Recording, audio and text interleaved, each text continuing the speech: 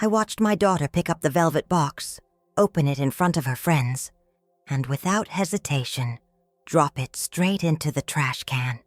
The sapphire necklace that belonged to my mother, the one I'd been saving for her 18th birthday for 6 years, landed on top of wadded napkins and paper plates, like it was nothing.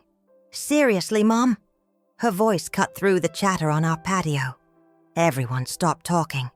"Madison got a BMW. Sophie's in Paris right now. And you give me this." She held up her hands like she'd touched something contaminated. Her friends shifted uncomfortably. Someone's phone came out to record. "Trash," Paige announced, loud enough for the whole party to hear. "Literal trash." Then she walked away. Just turned her back and walked into the house like I didn't exist. Like the last 18 years of single motherhood meant absolutely nothing. Like every sacrifice I'd made to raise her in this Scottsdale neighborhood where we never quite belonged was a joke she'd finally gotten tired of pretending to appreciate. I stood there holding a cake knife, surrounded by 17-year-olds in designer sundresses who suddenly found their phones very interesting. My face was hot. My hands were shaking. I could feel every single person not looking at me, their second-hand embarrassment thick enough to choke on. I made it to my bathroom before I started crying, sat on the tile floor and let it pour out. 18 years of trying so hard, of working 60-hour weeks at a bookstore that barely pays the bills, of driving that 2009 Honda while her friends got dropped off in Range Rovers, of making homemade birthday cakes because I couldn't afford the bakery ones, of explaining why we couldn't go on spring break trips, or why Christmas was always modest, or why the townhouse we rent isn't as nice as Madison's house with the circular driveway. The worst part wasn't even the public humiliation. It was realizing that my own daughter saw me as an obstacle to the life she wanted, that somewhere along the way, I'd become invisible to her, except as a source of disappointment. I cried until I couldn't anymore, until the party sounds faded and cars left, and the house went quiet, except for music playing in her locked bedroom. I looked at myself in the mirror, red-eyed, 40 years old, exhausted in ways that had nothing to do with lack of sleep, and something in me just broke. Or maybe it finally healed. I'm still not sure which. I didn't sleep. At 5 in the morning, I was sitting at my laptop doing something I should have done years ago. I removed her name from my life insurance policy, deleted her as beneficiary on my retirement account, closed the college fund I'd been building since she was 3. $16,000 of scraped-together tax refunds and birthday money from my dead mother, transferred it to my personal savings, the joint checking account we'd opened for her emergencies, closed. The car insurance I'd been paying since she got her license, transferred to her name with a note that she had 30 days to make the payment or lose coverage.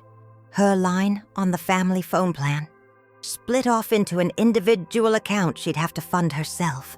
By the time the sun came up over the desert, I dismantled every safety net I'd spent 18 years building for her. Then I wrote her a letter. Not the sentimental kind I'd been writing her every year since she was born. Those were in the trash can with the necklace, and honestly, maybe that's exactly where they belonged. This letter was different, clear, boundaried, final. I told her she was removed from everything, that if she wanted to be an adult who measured love in price tags, she could support herself like an adult. That she could stay in the house until she graduated high school. But after that, rent would be $600 a month, or she could find somewhere else to live. That I was done funding a life where I only mattered for what I could provide. I left the letter on the kitchen counter and went to work before she woke up. My phone started blowing up around noon. Text after text after text, then calls. I ignored them all. When I finally answered, she was screaming. "What the hell did you do? You can't just cut me off." "I can," I said. "I did. This is insane. You're punishing me for being honest?" "I'm not punishing you. I'm teaching you what independence actually costs. You're my mother. You're supposed to... I'm supposed to what, Paige? Keep letting you treat me like garbage. Keep sacrificing everything so you can keep up with friends whose parents have money I'll never have? Keep being invisible? She went silent. Then, Dad will help me. Then call him. I'm sure he'll be thrilled to take on your bills. I hung up. She moved out 2 days later. Went to her father's house in Paradise Valley, the house he shares with his second wife, who's 10 years younger than me, and drives a Porsche. I waited for the guilt to consume me, for that maternal instinct to kick in and make me take it all back. It didn't come. What came instead was this strange, almost painful sense of relief, like I'd been holding my breath for 18 years and finally, I could exhale. 3 weeks later, my ex-husband's wife called, said things weren't working out, that Paige was disrespectful and refused to follow their house rules, that they had a life and didn't sign up for this. So you're refusing to take her back? Kristen asked, her voice dripping with judgment. I'm saying she's 18. She gets to decide where she lives, but I'm not going to be anyone's default option anymore. She called me selfish and hung up. That night, past midnight, I heard a key in the lock, footsteps, and then Paige was standing in my kitchen doorway with a backpack over her shoulder, her face blotchy from crying. Can I come home? Every instinct in my body was screaming at me to say yes, to pull her close and fix everything like I always had. But I thought about the velvet box in the trash, about 18 years of being taken for granted, about the woman I'd become trying to be enough for someone who would never think I was. Why do you want to come home? I asked. Because Dad and Kristen don't want me. That's not what I asked. I asked why you want to come home, not why you want to leave there. She stared at me like I was speaking another language, and I realized that everything was about to change between us, that we were standing at a crossroads where I could either go back to being the mother who absorbed all the pain, or I could be someone different, someone with boundaries, someone who mattered. I didn't know if we'd survive it, if choosing myself meant losing my daughter forever, if there was any way back from what we'd both done to each other. But I knew I couldn't go back to how things were. I'd rather lose her completely than lose myself again. You can stay tonight, I finally said. Tomorrow we talk, really talk, and we figure out what happens next. She nodded, tears spilling over, and as she walked upstairs to her old room, I stood in that kitchen wondering if I'd just made the biggest mistake of my life or the bravest choice I'd ever made. I still don't know the answer, but I know I can't take it back. I've always believed that you can tell everything about a person's life by looking at their hands. Mine are dry, calloused at the fingertips from years of handling book spines and cardboard boxes. There's a permanent indent on my right middle finger from gripping pens too tightly when I balance the store's accounts late at night, squinting at spreadsheets that never quite add up the way I need them to. My nails are short, practical, unpolished. I used to get manicures back when Daniel and I were still married, back when I thought keeping up appearances might somehow keep us together. Now I save that $40 and put it toward Paige's dance classes, or her yearbook fee, or whatever new expense has emerged from the black hole of raising a teenager in Scottsdale, Arizona, where everyone has everything except us. The morning of Paige's 18th birthday, I wake up at 5:30, same as always. The alarm isn't necessary anymore. My body knows the rhythm. I lie there for a moment, listening to the pre-dawn silence of our townhouse, the hum of the air conditioning fighting against the September heat that hasn't quite broken yet. Through my bedroom window, I can see the first hint of orange spreading across the horizon, painting the desert mountains in shades of copper and rose. It's beautiful, this place, even if I've never quite felt like I belong here. I think about the gift wrapped in ivory paper, hidden in the back of my closet. I've been thinking about it for weeks, second-guessing myself, wondering if it's enough, knowing it isn't. Not compared to what Madison's parents gave her. A brand new, BMW 3 Series with a bow on top, parked in their circular driveway like something from a commercial. Not compared to Sophie's trip to Paris, 2 weeks with her mother at a rented apartment near the Eiffel Tower. Their Instagram photos a constant reminder of everything my daughter doesn't have. But it's what I have to give, and I've told myself over and over that it means something. I shower quickly, dress in jeans and a loose cotton blouse. My weekend uniform. In the kitchen, I start the coffee maker, that essential morning ritual, and pull out the ingredients for tres leche cake. Paige's favorite, though I can't remember the last time she told me that directly. Most of our communication these days happens in fragments, in the space between her bedroom door closing and her car pulling out of the driveway. She's always going somewhere, always with someone else, always just out of reach. I separate eggs, measure flour, vanilla extract. My mother taught me to bake, back in our tiny apartment in Tucson, where we had nothing, but somehow, she always managed to make celebrations feel special. She'd hum while she worked, old hymns from her childhood in Mexico, her hands moving with practiced grace. I find myself humming now, the same melody, my hands remembering the motions even when my mind wanders. The cake goes into the oven at 6:45. I have 3 hours before guests arrive, before I need to transform our modest patio into something worthy of an 18th birthday party. I've borrowed folding chairs from the bookstore, bought string lights from Target on clearance, made a playlist of songs I've heard Paige play in her room, trying to memorize the rhythms of her life through closed doors. At 7:30, I hear her bedroom door open, footsteps padding down the hallway, then silence. I know she's standing at the top of the stairs, deciding whether to come down, whether to engage. This is our morning dance. Me pretending not to wait, her pretending she doesn't care. "Coffee's ready," I call out, keeping my voice light, neutral. A pause, then, "Thanks." She appears in the kitchen doorway, and my breath catches the way it always does when I really look at her. She's beautiful. Daniel's sharp cheekbones and clear blue eyes, my dark hair and olive skin, a perfect blend that photographs like something from a magazine. She's wearing an oversized t-shirt and sleep shorts, her hair piled on top of her head, and even rumpled from sleep, she looks effortlessly put together in a way I never managed at 18 or 38. "Morning, birthday girl," I say, smiling. She doesn't smile back. "It smells good.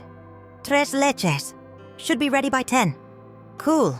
She pours coffee, adds cream and sugar, wraps both hands around the mug. For a moment, she looks younger, vulnerable, like the little girl who used to climb into my lap and ask me to read just one more chapter. But then her phone buzzes on the counter, and the moment passes. She checks the screen, and I see her face close off, returning to the careful neutrality she wears like armor. "Madison's bringing her new boyfriend," she says, still looking at her phone. "He goes to ASU, Sigma Chi. That's nice. And Sophie's posting from the Louvre. Again?" She scrolls, her jaw tight. "Must be nice to have parents who actually give you real birthday presents." There it is, the barb I've been expecting, the resentment that's been building for months, years, maybe since the divorce, when our comfortable middle-class life shattered into something much more fragile. I take a breath, let it out slowly. "Paige, I'm just saying." She sets down her phone, finally looks at me. "I'm 18. This is supposed to be like a big deal. And we're having some backyard thing with grocery store decorations. I thought you wanted a party at home." What else could I say? Her voice rises slightly. "It's not like we can afford to rent out a restaurant or anything actually nice." The words land like stones, heavy and deliberate. I feel them settle in my chest, adding to the collection I've been carrying for years. All the things she doesn't say directly but makes sure I hear anyway. All the ways I've failed to give her the life she sees her friends living, the life she believes she deserves. "I've done my best," I say quietly. "I know." She picks up her mug, starts toward the stairs. I'm gonna get ready. And just like that, she's gone. I stand in the kitchen, surrounded by the smell of baking cake and brewing coffee, and feel the familiar ache of inadequacy settle into my bones. This is motherhood, I remind myself. This is what love looks like when your daughter is becoming someone you're not sure you recognize anymore. Someone who measures worth in price tags and Instagram posts. Someone who's learned to keep score. I pull the cake from the oven, set it on the cooling rack. While it cools, I'll poke holes and pour the milk mixture. Let it soak, transform into something richer than the sum of its parts. There's a metaphor in there somewhere. Something about patience and process and trust. But I'm too tired to find it. Instead, I go to my bedroom, open the closet, and pull out the wrapped box. Inside is my mother's necklace. A delicate silver chain with a small sapphire pendant. Simple but beautiful. The kind of thing that holds its value not in dollars but in history. My mother wore it every day of my childhood. I wore it on my wedding day. And when she died 6 years ago, when Paige was 12 and still willing to hug me in public, I promised myself I'd pass it down to my daughter when the time was right. Beneath the necklace, carefully folded, are 18 letters, one for each year of her life. I started writing them when she was born, a tradition I read about in some parenting book, a way to preserve memories and wisdom and all the things I wanted to tell her, but didn't know how. Some are short, just a few lines about a milestone, a funny moment, a wish for her future. Others are longer, written late at night when she was sick, or struggling in school, or navigating the cruelty of middle school friendships. The most recent ones, written over the past 2 years, are the hardest to read. They're full of my own confusion, my attempts to understand the distance growing between us, my hope that someday she'd want to close it. I run my fingers over the velvet box, the stack of envelopes tied with ribbon. It's not a car, it's not a trip to Europe, but it's what I have. And I've convinced myself that it's enough, that she'll understand, that the girl who used to beg me to tell her stories about her grandmother, who used to trace the sapphire with her small fingers and ask if she could wear it when she was big, is still in there somewhere. At 9:30, I start setting up outside. The Arizona sun is already fierce, turning the patio stones into griddles, but the covered area provides shade, and I've positioned a portable fan to move the air around. I hang the string lights, arrange the chairs, set out the folding tables I've covered with tablecloths from HomeGoods, their cheerful yellow and white pattern an attempt at festivity. I put out plates, napkins, plastic cups. Everything is carefully chosen, carefully arranged, an attempt to make modest look intentional rather than necessary. By 10, guests start arriving. First Madison, in a sundress that probably costs more than my monthly car payment, her hair in perfect beach waves, her boyfriend trailing behind her with the easy confidence of someone who's never had to worry about money. Then Sophie, tanned from Paris, loud and effusive, hugging Paige and squealing about presents. Then others, girls from Paige's dance studio, a few guys from her AP classes, everyone beautiful and young and careless in the way only 18-year-olds can be. I stay busy in the kitchen, bringing out food, refilling drinks, playing the role of the accommodating mother who doesn't hover, but is always nearby. I catch fragments of conversation, college plans, summer internships, someone's lake house, another person's upcoming ski trip. These kids speak casually about experiences that represent years of my salary, and they have no idea. Why would they? This is their normal. Paige moves through the party like she's on stage, her smile bright and performative, her laugh just a little too loud. She's trying so hard, I realize, trying to prove something, to herself or to them. I'm not sure. When she catches me watching, her smile falters for just a second, and I see something roar underneath. Embarrassment, maybe, or resentment that I'm witnessing her performance. At 11, I bring out the cake, 18 candles blazing. Everyone gathers around, singing, their voices young and off-key, and full of life. Paige closes her eyes, makes a wish, blows out the candles. Everyone cheers. I cut slices, hand them out, watch as they eat and compliment and go back to their conversations. Madison's boyfriend asks if there's alcohol. Someone else wants to know if we can move the party to someone's house with a bigger pool. The casual dismissal of my efforts doesn't even register as rude to them. It's just honest assessment of whether this measures up. It doesn't. I know it doesn't. But I smile and play the role and hope that Paige at least appreciates the effort, even if the execution falls short. At noon, it's time for presents. They pile up on the table. Gift bags from Sephora and Anthropologie, wrapped boxes from Nordstrom, envelopes that I know contain gift cards with numbers that make my stomach turn. Paige opens them one by one, exclaiming over makeup palettes and designer candles and a cashmere scarf that costs more than my weekly grocery budget.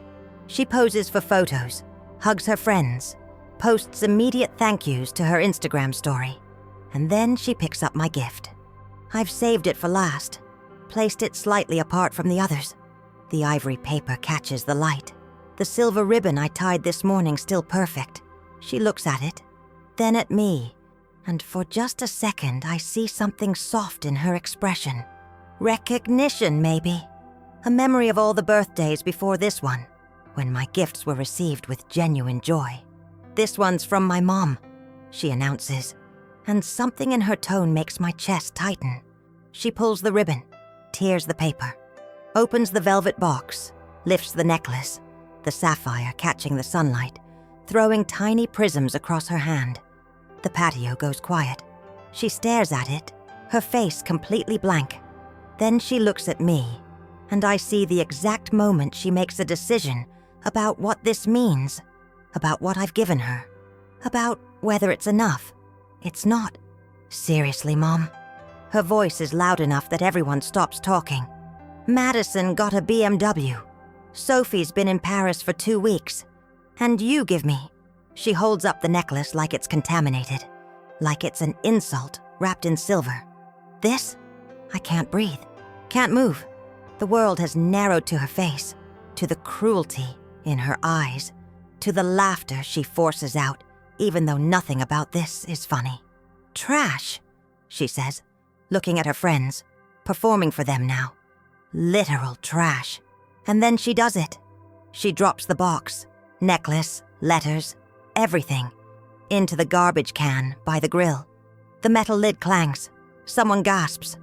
Madison's boyfriend looks away, uncomfortable. But Paige just walks back into the house, her shoulders set, her head high, leaving me standing there with everyone's eyes on me. I think someone says something. I think someone touches my arm, but I don't register it. I'm underwater, drowning, the humiliation of physical thing pressing against my lungs. I manage to smile. Somehow I smile, and excuse myself and walk inside, on legs that don't feel like mine. I lock myself in my bathroom, sit on the cold tile floor, and let the first sob tear through me, followed by another and another, until I'm shaking with the force of it, crying in a way I haven't cried since the divorce, since my mother died, since all the losses that taught me how to keep going even when everything hurts. Through the door I hear the party continue. Music playing, voices laughing. The sounds of young people who have already moved on, for whom this moment is just a story they'll tell later. An awkward thing that happened at Paige's birthday party, remember? But for me, it's the end of something. I feel it cracking, the careful structure I've built over 18 years. The patience, the sacrifice, the endless forgiveness, the belief that love would be enough, all of it shattering like glass, leaving me here on this bathroom floor, bleeding from wounds no one else can see. I cry until there's nothing left, until my throat is raw and my eyes are swollen, and the light outside has changed from noon bright to late afternoon gold. until I hear cars leaving, voices calling goodbye, doors slamming, until the house falls silent, except for the hum of the air conditioning and the distant sound of Paige's music playing in her locked bedroom. Then I stand up, wash my face with cold water, look at myself in the mirror, red-eyed, exhausted, older than I remember being this morning, and I make a decision. Not tonight. Tonight I'll sleep or try to. But tomorrow, when the sun rises over the desert and paints everything in shades of copper and rose, tomorrow I'll do something I should have done a long time ago. Tomorrow I'll teach my daughter what it means to lose something she took for granted. Tomorrow I'll let go. I don't sleep that night. I lie in bed watching the ceiling fan turn slow circles, listening to the house settle around me, thinking about all the ways I've failed and all the ways I've been failed in return. Around 2 a.m, I get up, walk to the kitchen in the dark, and stand in front of the garbage can by the grill. The party debris is still scattered across the patio. Abandoned plates, half-empty cups, a deflated balloon caught in the corner. In the dim light from the neighbor's security lamp, it all looks like evidence of something that went wrong. I reach into the trash. My hand closes around the velvet box, sticky now with someone's discarded soda, smelling of barbecue sauce and waste. I pull it out, along with the letters, their envelopes crumpled and stained. I bring them inside, rinse the box under the faucet, carefully wipe each envelope. The ink has run on 2 of them, my handwriting bleeding into illegible smears. 18 years of love, reduced to garbage.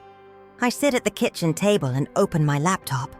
The blue light illuminates my face as I navigate to my bank's website, my insurance company's portal, the investment account I've been building since the divorce. My hands are steady. There's a clarity that comes with hitting bottom. I'm learning. A kind of freedom in having nothing left to lose. I start with the life insurance.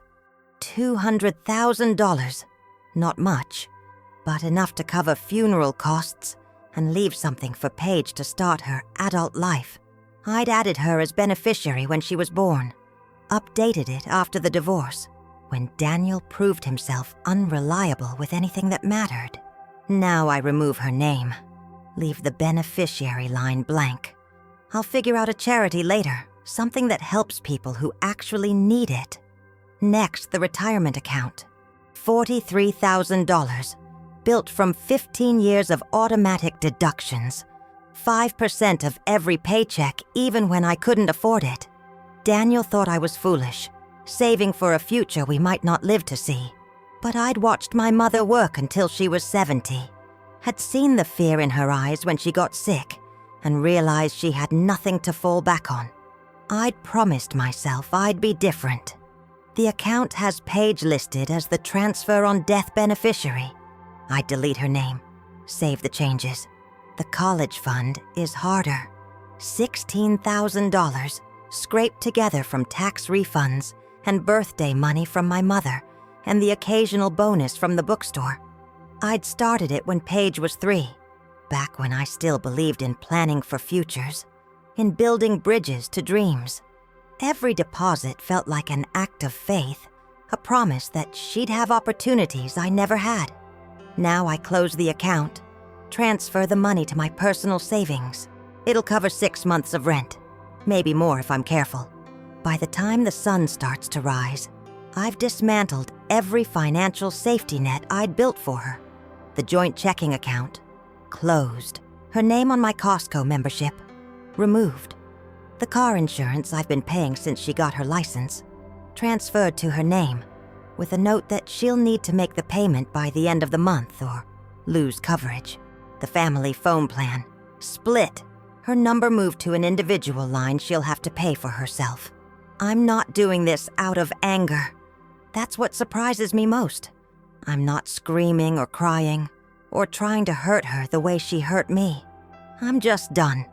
Done being invisible.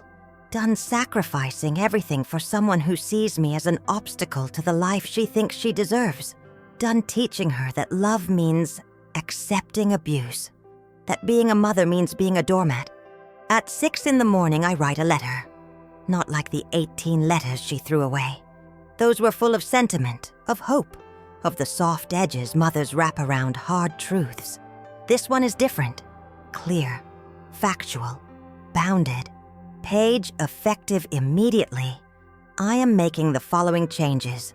1. You have been removed as beneficiary from all my financial accounts and insurance policies. 2. The college fund has been closed. The money will be used for my own expenses. 3. Your phone line, car insurance, and all other expenses I have been covering are now your responsibility. You have until the end of the month to make arrangements. 4. You are welcome to continue living here, rent-free, until you graduate high school in May. After that, if you choose to stay, rent will be $600 per month plus utilities. 5. I will no longer be providing spending money, covering your credit card, or paying for activities and expenses beyond basic necessities. You told me yesterday that my gift was trash. You're right. Compared to what your friends receive, what I have to offer is modest. But it's also all I have, and I'm done giving it to someone who doesn't value it, who doesn't value me. You're 18 now, an adult. You wanted to be treated like one. This is what that looks like. If you'd like to discuss this, I'm willing to talk, but the changes are not negotiable. Mom, I print it, fold it, leave it on the kitchen counter where she'll find it. Then I shower, dress in my work clothes, black pants, a burgundy cardigan, comfortable flats, and leave for the bookstore before she wakes up. Chapter and verse opens at 10 on Sundays, but I arrive at 8, letting myself in through the back door, breathing in the familiar smell of paper and dust and old wood. This place is mine in a way nothing else is. Not the townhouse I rent, not the car I drive, not even the relationship with my daughter. I've managed it for 12 years, turning it from a failing curiosity shop into something that actually turns a modest profit. The owner, an elderly woman named Grace who lives in Sedona now, trusts me completely. Lets me order inventory, hire part-timers, make decisions. It's not lucrative, but it's mine. I make coffee in the small staff room, then walk the aisles, straightening spines, checking displays. We have a local authors section I'm particularly proud of, and a children's corner with a reading nook I built myself from a salvaged church pew and donated cushions. Sunday mornings are slow. Just a few regulars, people who want coffee and quiet, who browse for an hour and maybe buy one paperback. I like these customers. They understand that bookstores aren't about efficiency or convenience. They're about the possibility of discovery, the hope that the right words at the right time might change something fundamental. Around 11, my phone starts buzzing. I ignore it. Let it vibrate against the counter while I help a customer find a biography of Georgia O'Keeffe, while I ring up a stack of mysteries for a retired teacher who comes every week. The buzzing continues. Text after text. I can imagine what they say without looking. Shock, anger, accusations. The realization that I actually meant what I wrote. At noon, she calls. I let it go to voicemail. She calls again, and again. On the 4th attempt, I answer. Mom. Her voice is sharp, disbelieving. What the hell did you do? I left you a letter, I say calmly. I assume you read it. You can't do this.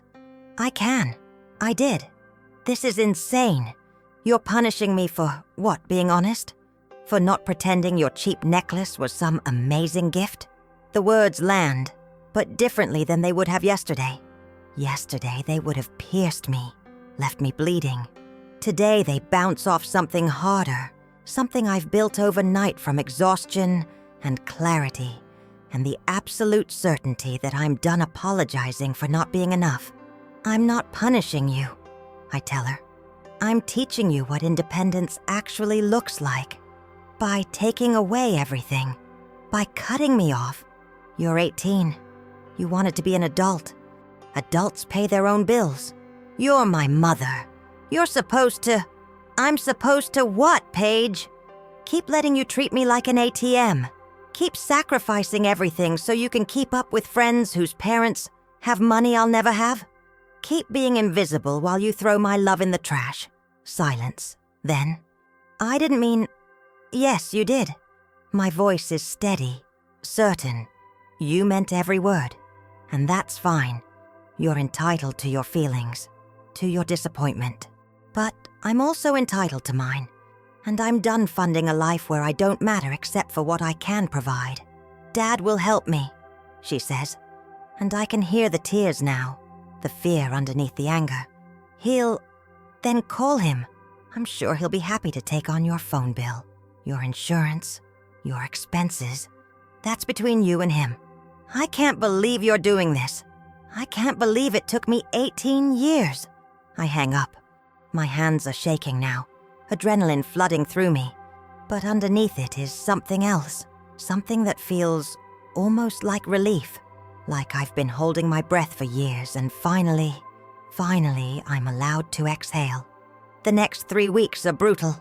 Paige moves out after 2 days, taking her clothes and makeup and the MacBook I'd saved for a year to buy her. She goes to Daniel's house in Paradise Valley, to the sprawling ranch-style home he shares with his second wife, Kristen, a woman 10 years younger than me, who sells high-end real estate and drives a Porsche Cayenne. I imagine Kristen's face when Paige shows up with suitcases and explanations, and I feel a petty satisfaction that I'm not proud of but won't apologize for. Daniel calls me 3 times in one day. I answer on the 3rd. What the hell, Diane?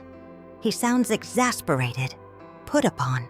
The same tone he used when I asked him to pick up his daughter from dance practice, or remember her birthday, or engage in any way with the child we'd made together. She's our daughter. She's 18, I say. And she's yours now. You can't just dump her on us because you had a fight. I'm not dumping her. She left. There's a difference. Kristen and I have a life we have. I know.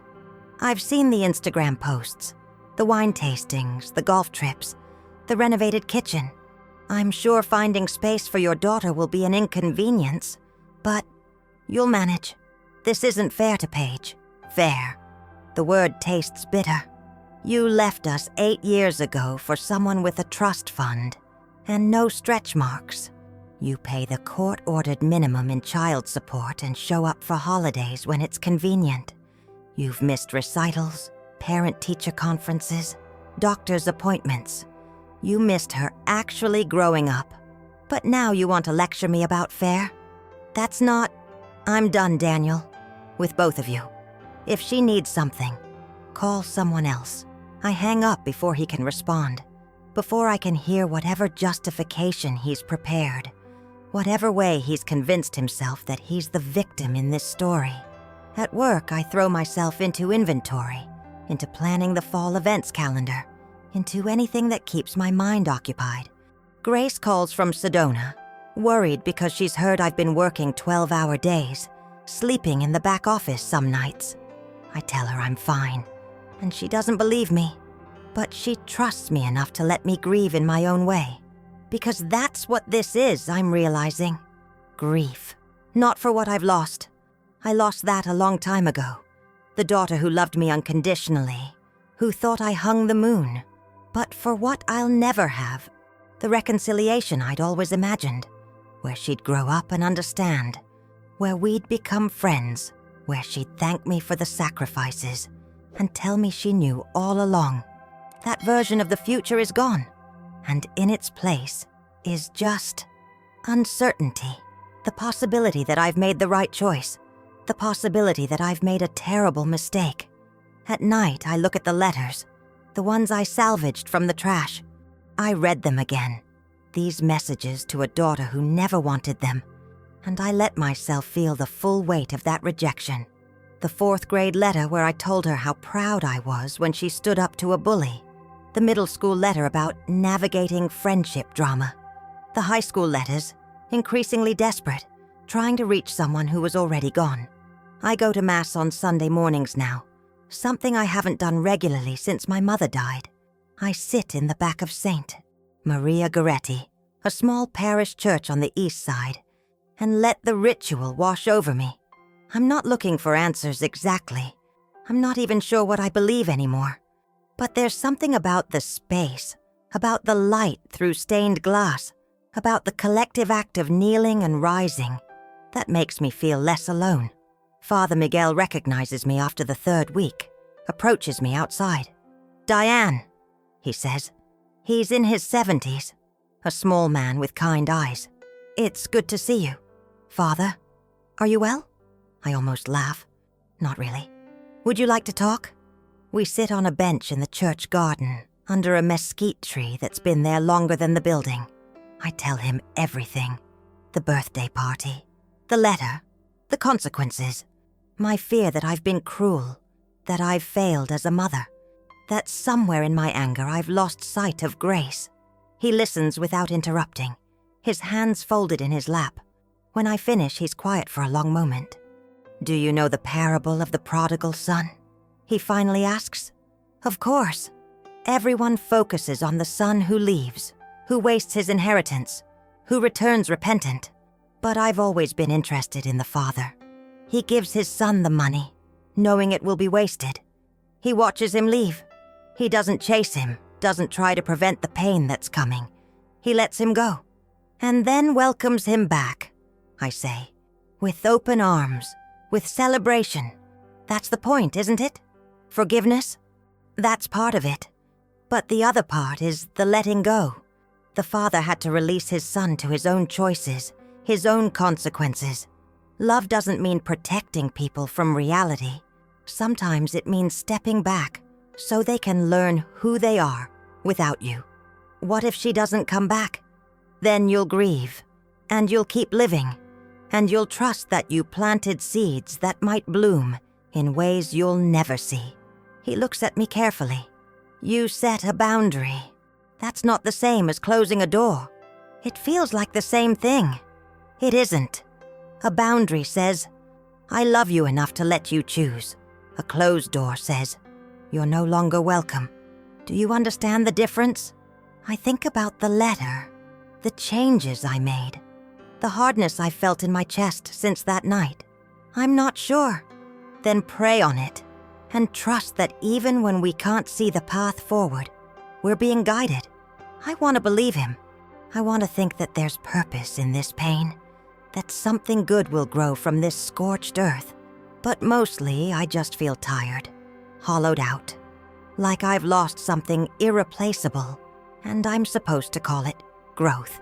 4 weeks after the birthday party, I get a call from an unknown number. "Ms. Kellerman?" A woman's voice, professional. This is Kristen Mathers, Daniel's wife. My stomach tightens. "Yes? I'm calling about Paige. Things aren't working out here. She's been disrespectful. She refuses to follow our house rules. And frankly, Daniel and I didn't sign up for this." "I see. We think it's best if she comes back to you. This was your decision after all. She's your daughter." Something hot flares in my chest. She's Daniel's daughter, too. He pays child support. Barely. And only because the court makes him. We have a life, Ms. Kellerman. We can't just drop everything because you two had a fight. It wasn't a fight. It was a reckoning. Silence. Then, "So you're refusing to take her back?" "I'm saying she's 18. She gets to decide where she lives. If she wants to come home, she can call me herself. But I'm not going to be anyone's default option, the place you dump her when she becomes inconvenient." "That's incredibly selfish." I almost laugh. "You know what's selfish, Kristen? Marrying a man with a child and pretending that child doesn't exist. Acting like you're doing us a favor by tolerating her presence at holidays. But sure, I'm the selfish one for setting boundaries after 18 years of showing up." I hang up. My heart is racing. I feel fierce and terrible and more alive than I have in months. That night, past midnight, I hear a key in the lock. I'm in the kitchen, unable to sleep again, drinking chamomile tea that isn't helping. The door opens, footsteps, and then Paige is standing in the doorway. backpack over her shoulder, her face blotchy from crying. We stare at each other. "Can I come home?" she asks. Her voice is small, broken. I want to say yes. Every maternal instinct in my body is screaming at me to pull her close, to tell her it's okay, to make everything better the way I always have. But I remember Father Miguel's words. I remember the velvet box in the trash. I remember 18 years of being taken for granted. "That depends," I say carefully. "Why do you want to come home?" "Because Dad and Kristen are terrible. They don't want me there. They made that really clear." "That's not what I asked." She looks confused. "What?" "I asked why you want to come home, not why you want to leave there." "I don't understand the difference." "I know." I set down my tea. "You can stay here tonight. Tomorrow we'll talk, really talk, and we'll figure out what happens next." "But Paige..." I meet her eyes, and I let her see everything I've been holding back. "If you stay, things are different now. I'm not going back to how it was. I can't." She nods, tears spilling over. "Okay, go to bed. We'll talk in the morning." She leaves, and I hear her bedroom door close.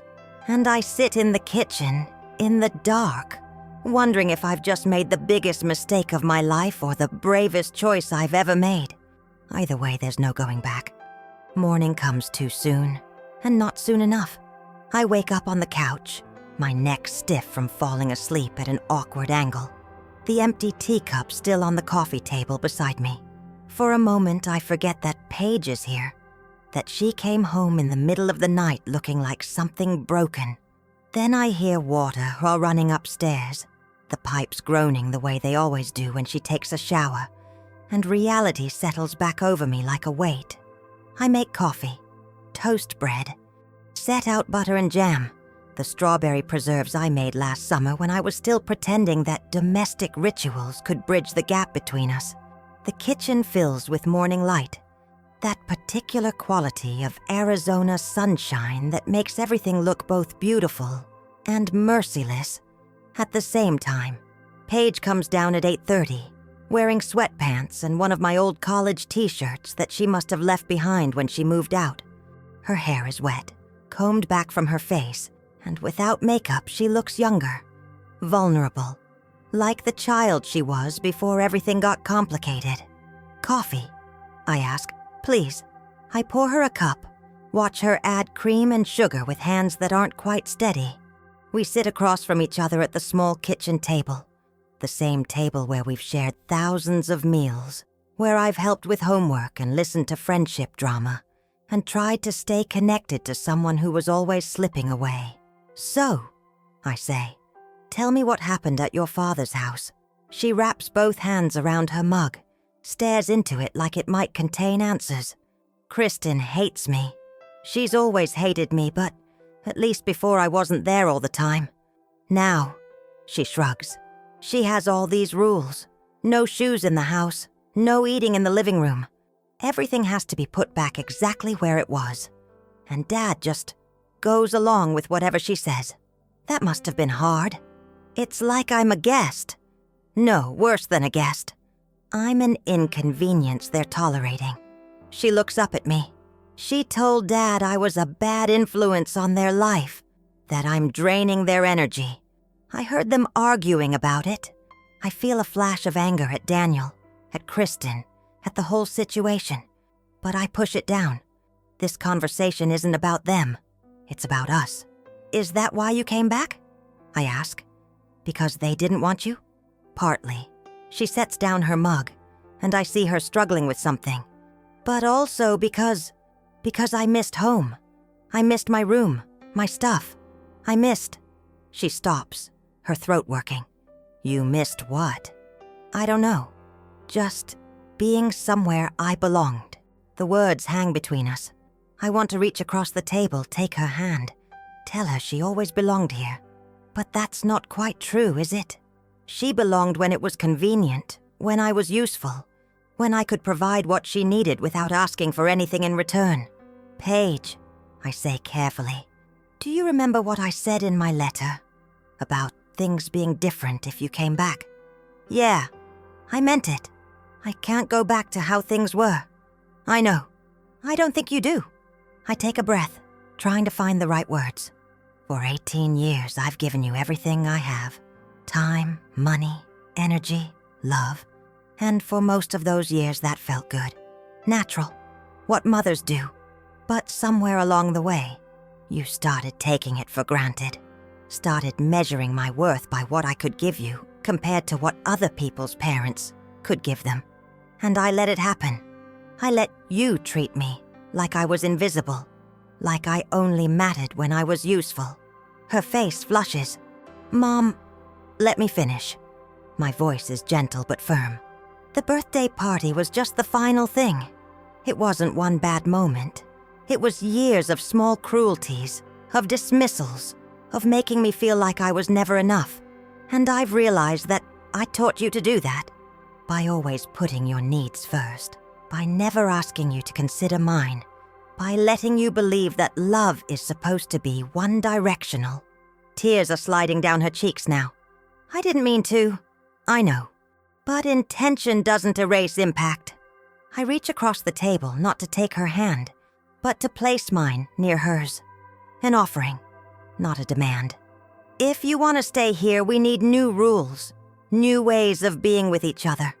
I need you to contribute, not just financially, although that's part of it, but emotionally. I need to matter to you, not just as a provider, but as a person. You do matter, she says, her voice breaking. Then show me, not with words, but with actions, with choices. She nods, wiping her face with the back of her hand. For a long moment, we sit in silence, the coffee getting cold, the toast untouched, the morning stretching out before us full of possibility and fear in equal measure. Finally, Paige speaks. I got a job. I look up, surprised. You did?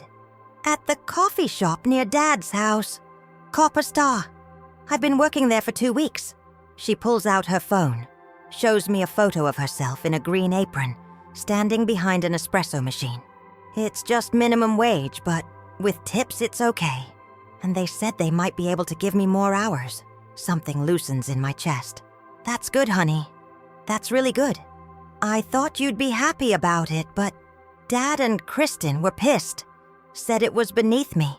That I should be focusing on college applications, not wasting time making lattes. She laughs, but it sounds bitter. Kristen actually said I was embarrassing them. It's not beneath you. Work is work. There's dignity in it. That's what Maria said. She's the manager. She's from El Salvador. She's put 2 kids through college working at Copper Star. She's... Paige pauses, searching for words. She's really kind.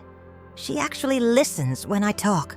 And she doesn't make me feel stupid when I mess up. I think about Maria, this woman I've never met who's shown my daughter more patience than her own father has. I feel grateful and jealous and ashamed all at once. There's something else, Paige says. She reaches into her backpack, pulls out the velvet box, the one I'd salvaged from the trash, cleaned, put in my bedside drawer. I went looking for this after I left. I wanted to find it to, I don't know, see if maybe it wasn't as bad as I remembered. She opens it. The necklace is inside, the sapphire catching the light. When did you take this? I ask. A few days after I moved out. I came by while you were at work. I was going to leave a note, but I didn't know what to say. She lifts the necklace out, runs the chain through her fingers. I've been wearing it every day. At work, when I go to bed, everywhere. And people ask me about it. And I tell them it was my grandmother's, that it's been in my family, that it matters. My throat is tight. The letters? I have those too. I've been reading them. One a night, in order. She meets my eyes. Mom, I'm so sorry. For everything. For how I treated you. For what I said. For throwing away something that you trusted me with. I was such a bitch. You were 18 and thoughtless, I say. There's a difference. Is there? Yes. 18-year-olds are supposed to be thoughtless. Sometimes. It's how you learn. But now you have to decide who you want to become. Someone who learns from mistakes, or someone who keeps making the same ones. She nods, turning the necklace over in her hands. Will you help me put it on? I stand, move behind her chair. She lifts her hair and I clasp the necklace around her neck, my fingers remembering the motion from all the years I fastened this same necklace around my mother's neck, when arthritis made it too difficult for her to do it herself. The sapphire settles against Paige's collarbone, looking like it was always meant to be there. Thank you, she whispers.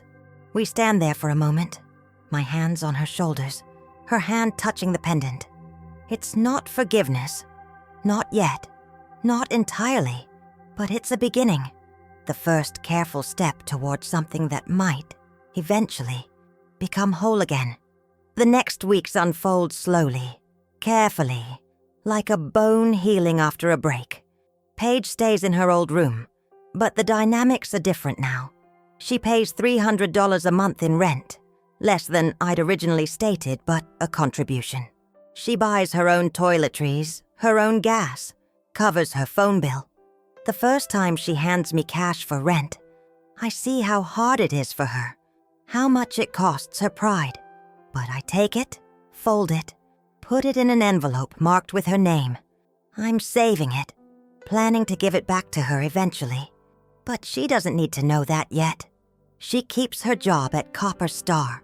Some mornings I wake up at 5 and find her already dressed, pulling her hair into a ponytail, checking her apron for her order pad and pens. She comes home smelling like espresso and exhausted, but there's something different in her face. A kind of satisfaction that comes from earning something yourself, from knowing that people depend on you.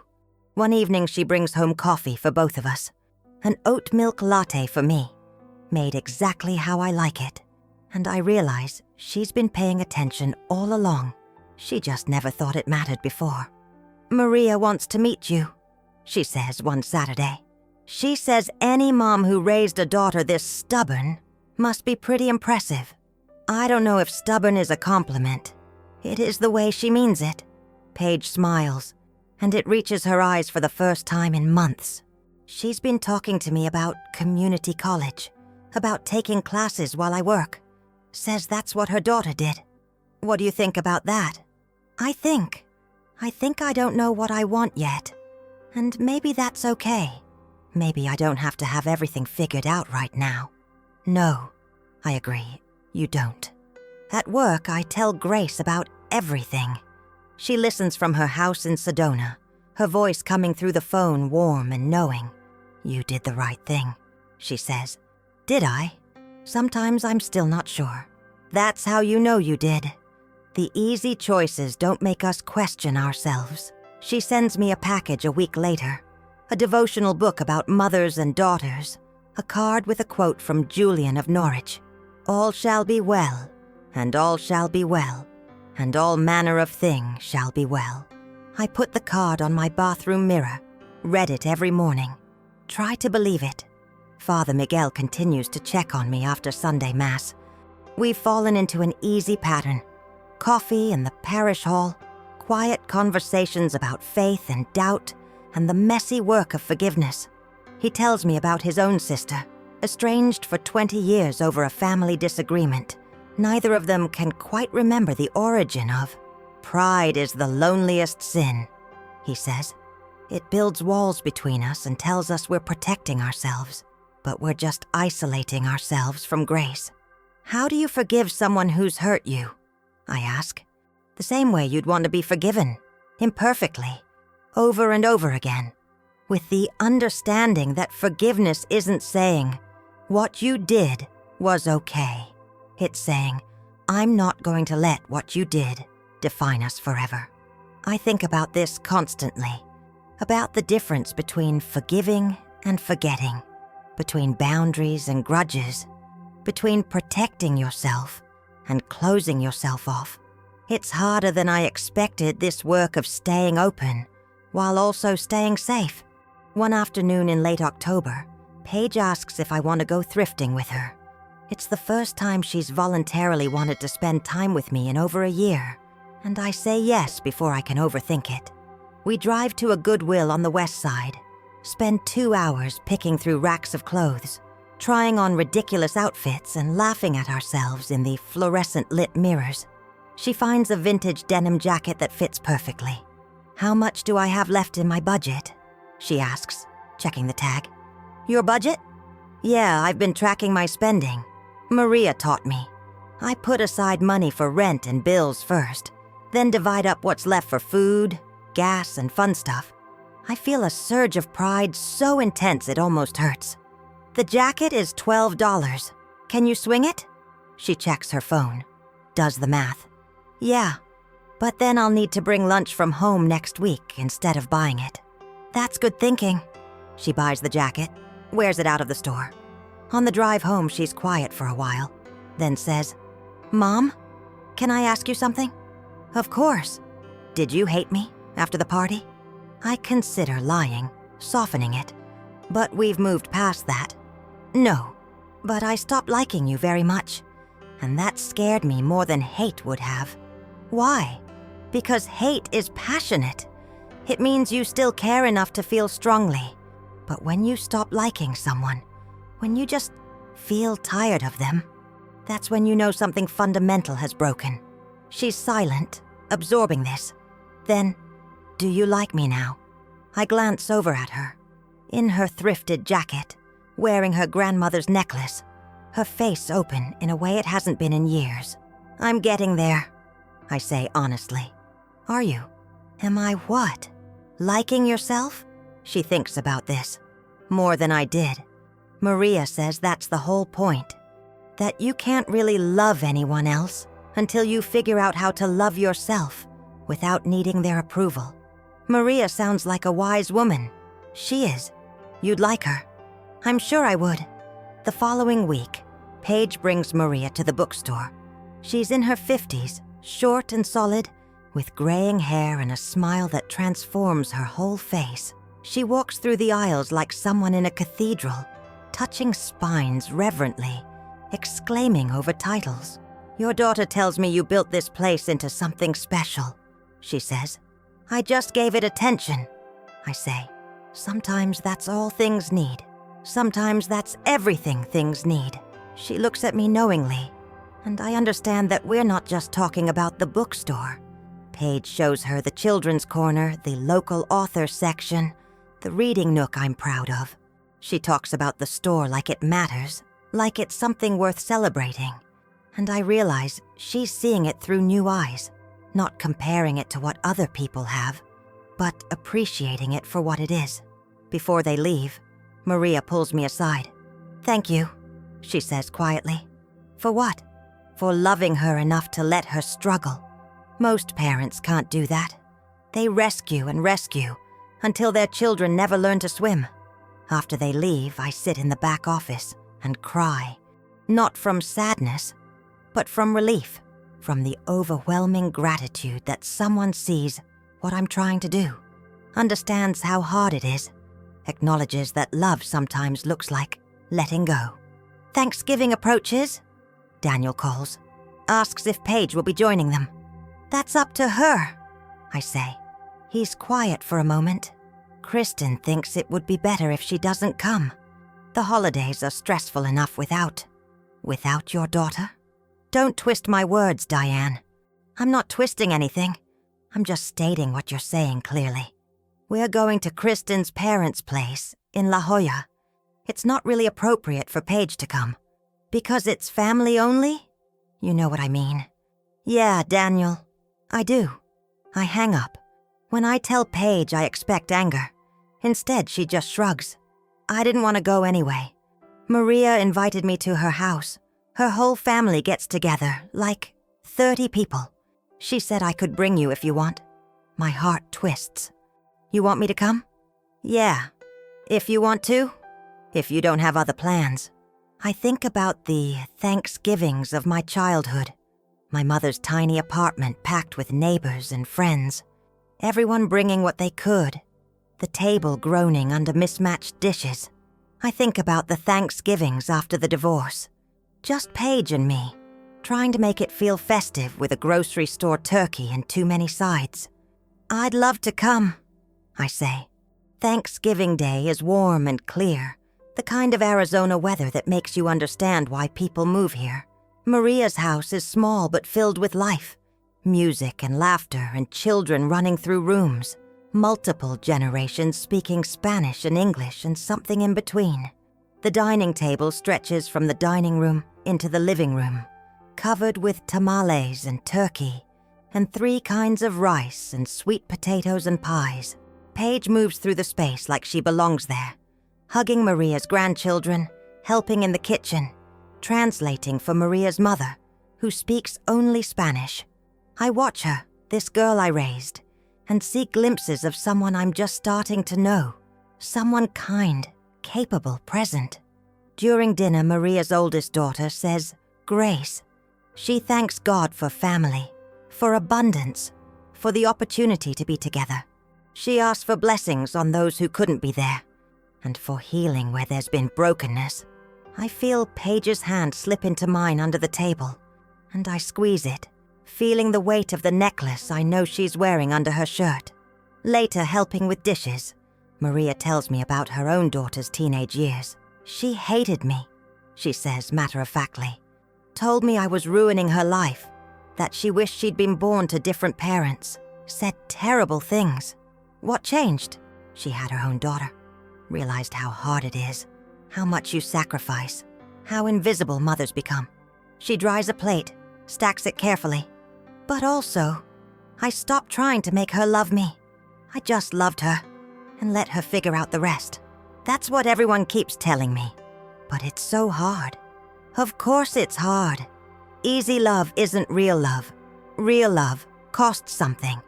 On the drive home, Paige is quiet. Then, "That was nice." It was.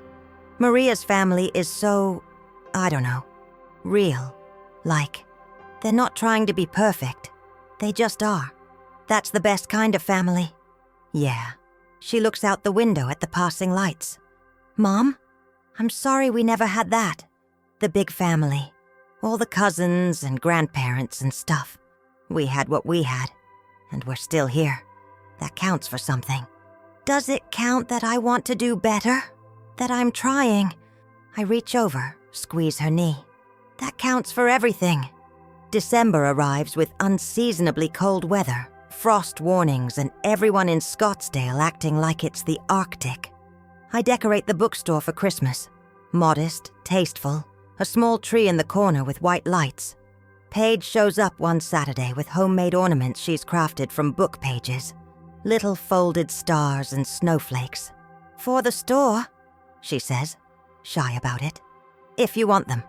We hang them together, and they transform the tree from generic to personal. Each ornament a small piece of art. Business picks up with holiday shoppers. Paige starts working at the store on weekends, helping customers, learning the inventory system, discovering that she's good at recommending books. She reads constantly now. In the early mornings before her shift at Copper Star, on her breaks, late at night in her room. I see the stack growing on her nightstand, a mix of memoir and fiction and poetry. One evening she knocks on my bedroom door, holding one of the letters I'd written her. The one from when she was 12. "You wrote about Grandma teaching you to bake," she says, about how she'd hum old hymns and how her hands always smelled like vanilla. I remember. "Will you teach me? To bake, I mean. The way she taught you." The next morning, we wake up early and make cinnamon rolls from scratch. I show her how to work the dough, how to feel when it's ready, how to roll it out and spread the filling. We're both covered in flour. The kitchen is a disaster, and the rolls turn out slightly lopsided. But they taste like home, like memory, like all the things you can't buy or fake or replace with convenience. "Grandma would have liked you," I tell her, watching her bite into a warm roll, her eyes closing in appreciation. "You think?" "I know. You have her stubbornness, her pride, but also her heart, under all the defense mechanisms. I wish I'd known her better. I was only 12 when she died. She knew you loved her. That's what mattered to her. We eat cinnamon rolls and drink coffee, and for the first time in years, the silence between us is comfortable, not filled with everything we can't say, but simply peaceful, like we've finally learned how to exist in the same space without hurting each other. Christmas morning, I wake up to find Paige already in the kitchen making breakfast. Scrambled eggs, toast, the last of the cinnamon rolls reheated. She set the small table with placemats and the good napkins, put on coffee. "Merry Christmas," she says. "Merry Christmas, baby." We exchange gifts after breakfast. I give her a leather journal, empty pages waiting to be filled, and a gift card to the bookstore. She gives me a framed photograph, the two of us from when she was 5, both of us at the beach, my arms around her, both of us laughing at something outside the frame. On the back, in her handwriting, "I'm sorry it took me so long to see you. I love you, Mom." I hold the frame and can't speak for a long moment, tears blurring my vision. "Do you like it?" she asks anxiously. "I love it. It's perfect." She also gives me an envelope. Inside is $300 in cash, exactly the amount she's paid in rent. "I know what you've been doing," she says. "Maria told me that you've probably been saving it for me, so I'm giving it back, for the bookstore, or for yourself, or whatever you want. But not for me. Not right now. Paige, I need to do this myself, Mom. I need to know I can. Does that make sense?" It does. Perfect, painful sense. That afternoon, we go to Mass together. Paige has never been particularly religious, but she comes without complaint, sits beside me in the back pew, stands and kneels when I do. During communion, she stays seated, but when I return, she's holding the necklace, running her thumb over the sapphire. Father Miguel nods at us as we leave. "Blessings on you both," he says, and I feel like he means it, like he's witnessed the hard work we've been doing and is acknowledging it as sacred. On New Year's Eve, Paige is scheduled to work the closing shift at Copper Star. I plan a quiet night at home, a book and tea, and maybe champagne at midnight if I'm still awake. But at 9, she texts, "Can you come to the shop? Want to show you something?" I drive over, find the coffee shop nearly empty. Just a few college students studying for exams. Paige is behind the counter with Maria, both of them grinning. "What's going on?" I ask. "Maria's promoting me," Paige says, barely containing her excitement. "Shift supervisor. It's more money, and I'll be training new people and helping with inventory." "Oh, honey, that's wonderful." Maria comes around the counter, hugs me. "She's earned it. She's reliable, she's kind to customers, and she takes initiative. I couldn't ask for better." We celebrate with coffee and the last pastries of the day, sitting at a table by the window, watching people hurry past in the cold evening. Paige tells me about her plans.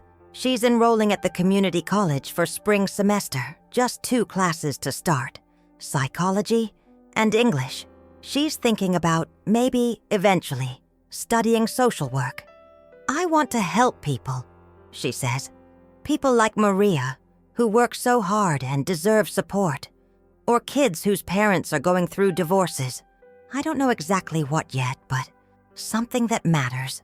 That's a beautiful goal." "I've been thinking about the letters," she says.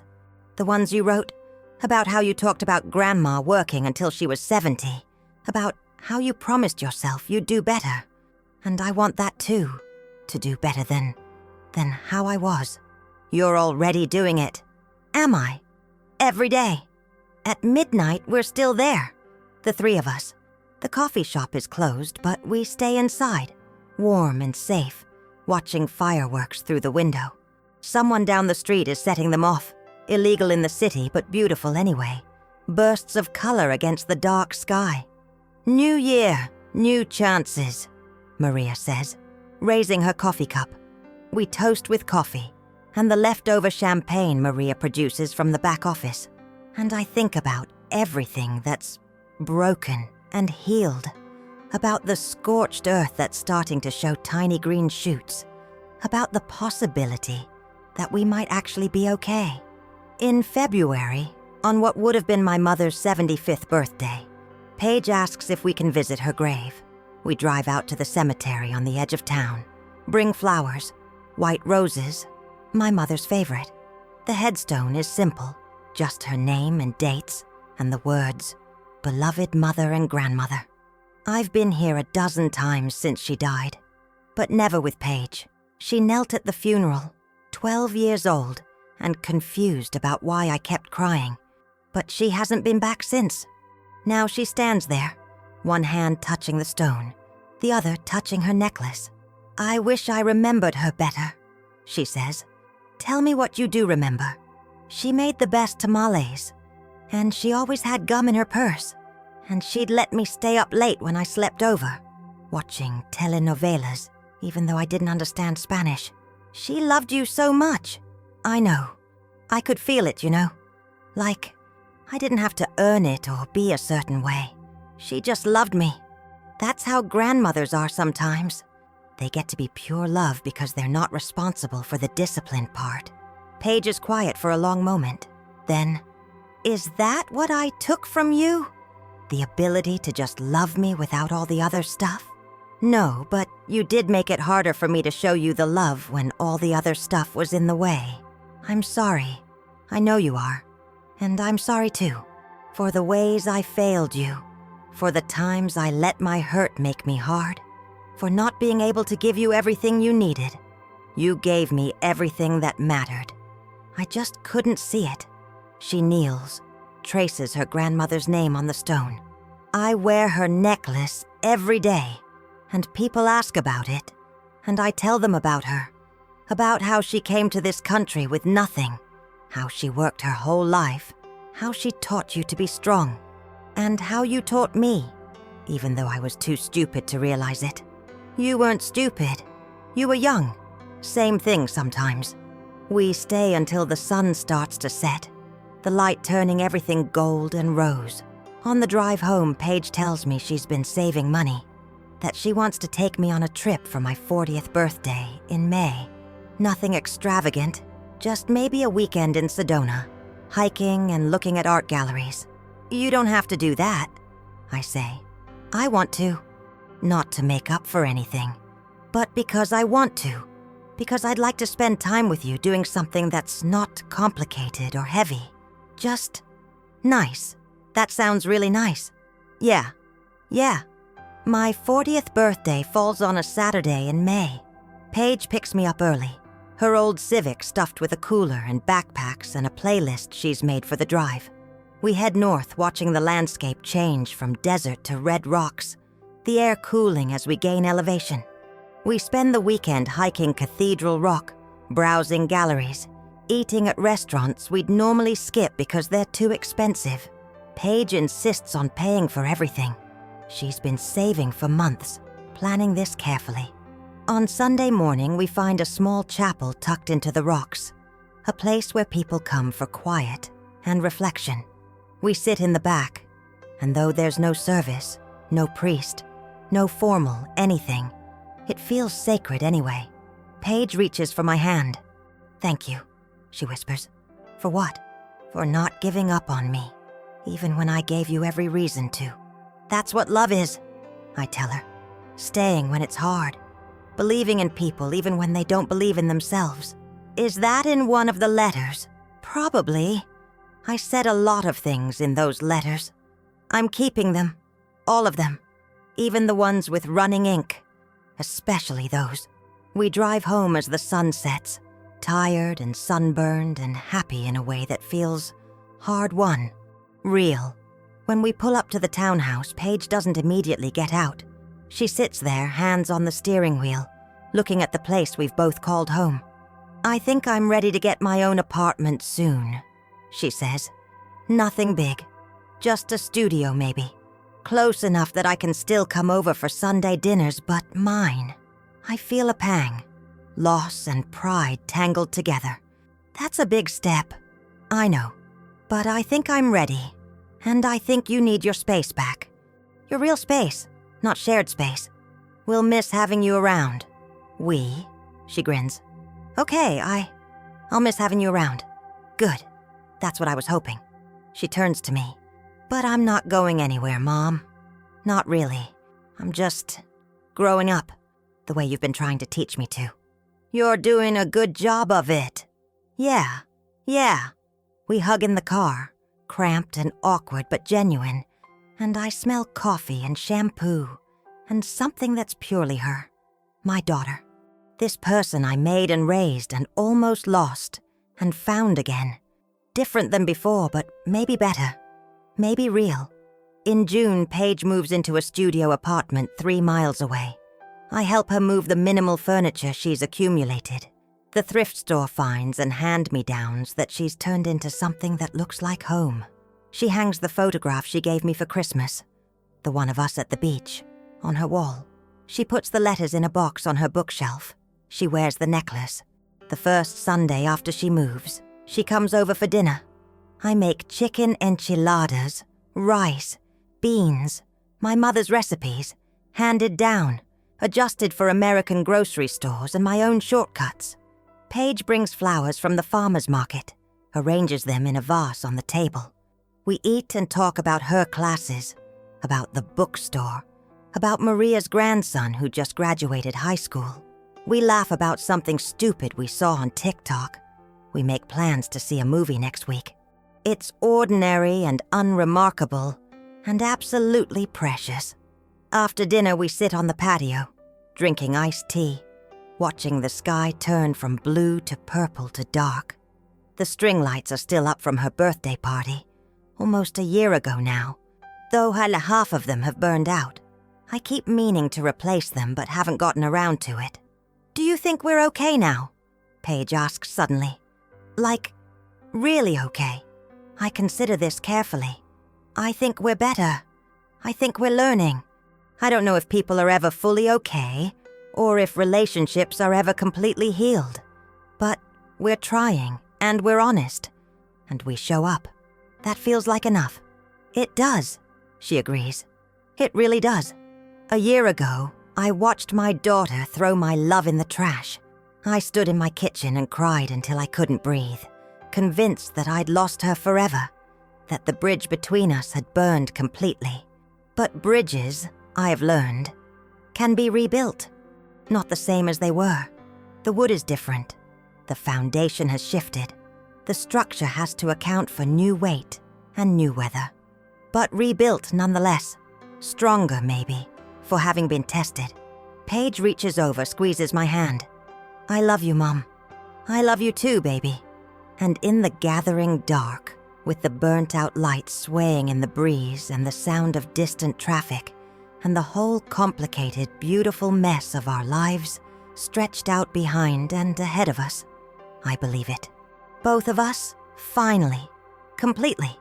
We've learned what we needed to learn. That love isn't the same as doormat. That forgiveness isn't the same as forgetting. That sometimes the most loving thing you can do is let someone face the consequences of their choices. That boundaries are acts of hope, not rejection. And that some treasures, the real ones, the ones that matter, can survive even being thrown away. They just need someone brave enough to retrieve them, dust them off, and remember what they're actually worth.